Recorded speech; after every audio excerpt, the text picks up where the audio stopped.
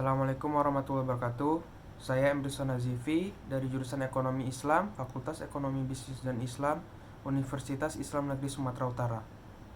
Di video kali ini saya akan membahas tentang kepemimpinan dan kekuasaan.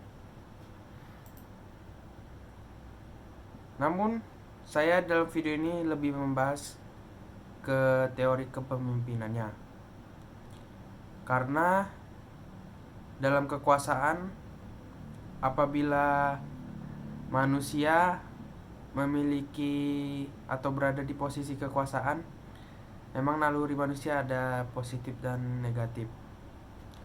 Sebagaimana sifatnya, manusia itu bila memiliki kekuasaan cenderung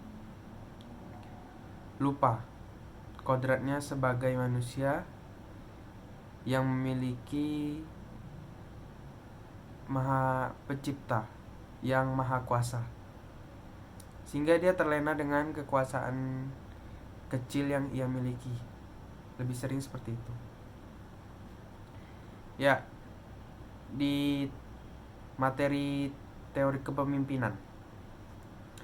Pemimpinan ini dalam Islam juga disebut namanya khilafah, yaitu sebuah sistem kepemimpinan yang pernah dirumuskan dan diaplikasikan pada masa Islam klasik. Para ulama masa lalu telah mencoba memahami dan memformulasikan konsep khilafah ini sebagaimana yang termaktub dalam Al-Quran, yaitu diaplikasikan. Teori kepemimpinan ini dapat diaplikasikan dalam kehidupan bermasyarakat, berpolitik, berbangsa, dan lain-lainnya. Seperti juga dijelaskan dalam Quran surah Al-Baqarah surah kedua ayat 30. Itu yang berbunyi, "Ingatlah ketika Tuhanmu berfirman kepada para malaikat, sesungguhnya aku hendak menjadikan seorang khalifah di muka bumi." Yang mana seorang khalifah yang dimaksud ini adalah manusia. Di video kali ini saya akan membahas 3 tipe kepemimpinan yang paling sering ditemukan di lapangan. Karena seperti kutipan awal saya tadi, kita ini sebagai manusia pastinya akan menjadi pemimpin.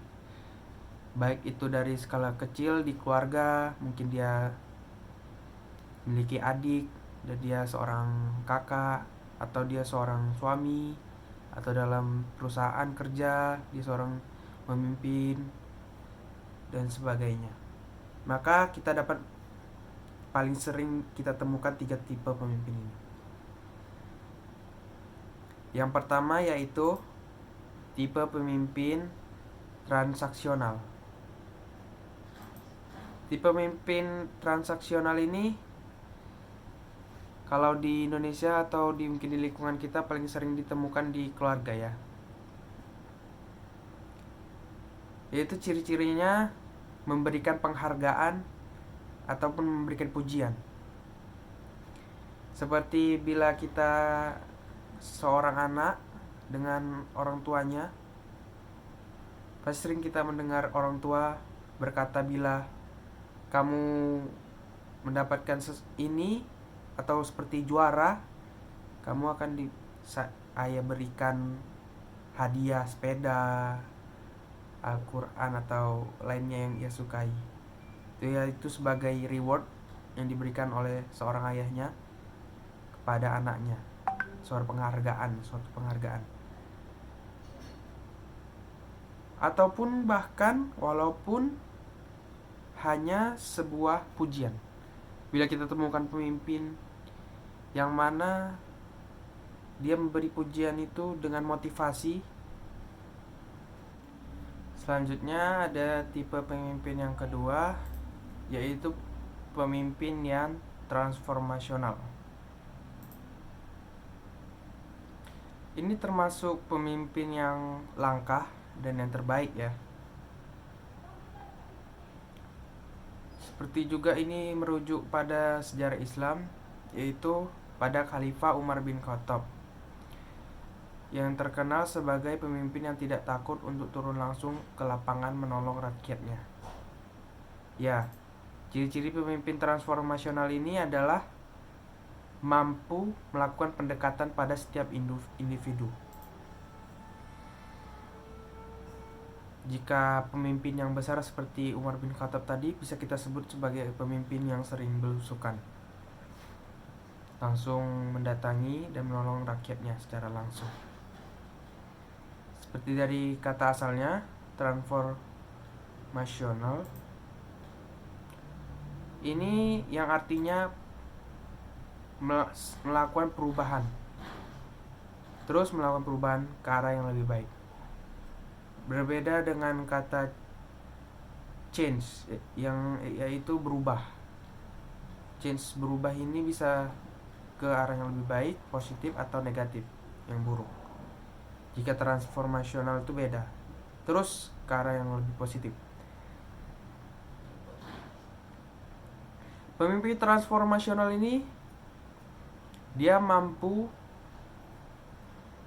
mendekati masalah orang, baik itu di keluarga, ke anaknya, istrinya, maupun di perusahaan orang-orang bawahannya, mendekati masalah mereka, setiap orang itu, dan masuk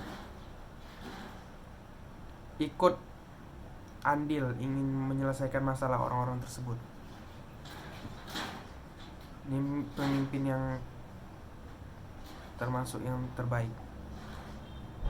Jika kita lihat juga ada seorang karyawan dalam perusahaan,